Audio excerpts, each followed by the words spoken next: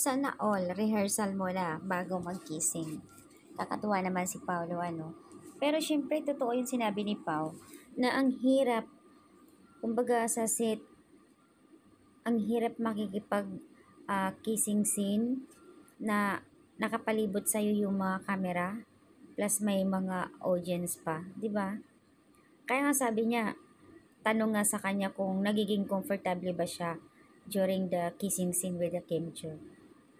Ayun nga, para kay Paulo, na never nagiging comfortable.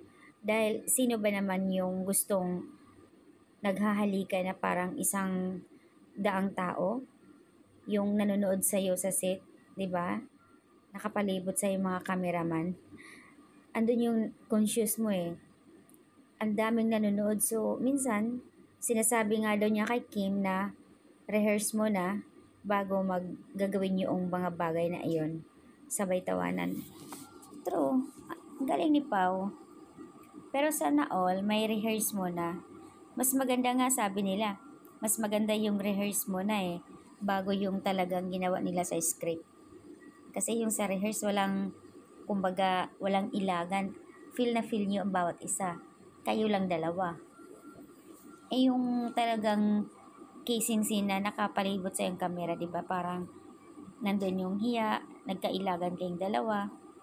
Kaya sana all, ayon sa comment, sana all, rehearse mo na, happiness, kilig, overload. Nakakatuwa. Sabi dito sa nag-comment, ang sarap sa pakiramdam na yung mag-rehearse kayo na pareho kayong dalawa, ramdam nyo yung bawat isa. Lalo na yung feeling nyo na pareho, love nyo ang isa't isa. Kahit sabihin yung rehearse, pero tunay na pagmamahal. Ramdam nyo yung bawat kiss.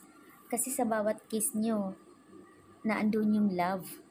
Hindi lang dahil doon sa set. Kaya, proud na proud ako kay Paolo Avellino.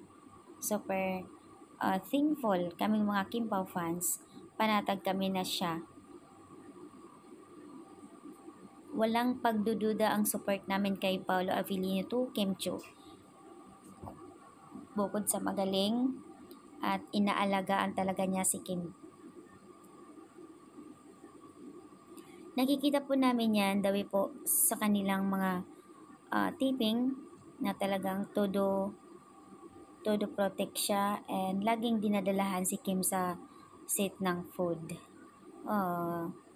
So, nakikita ng mga netizens, lalo na yung minsan, yung mga netizens na may mga contact sila, communication sila doon sa mga glam team production.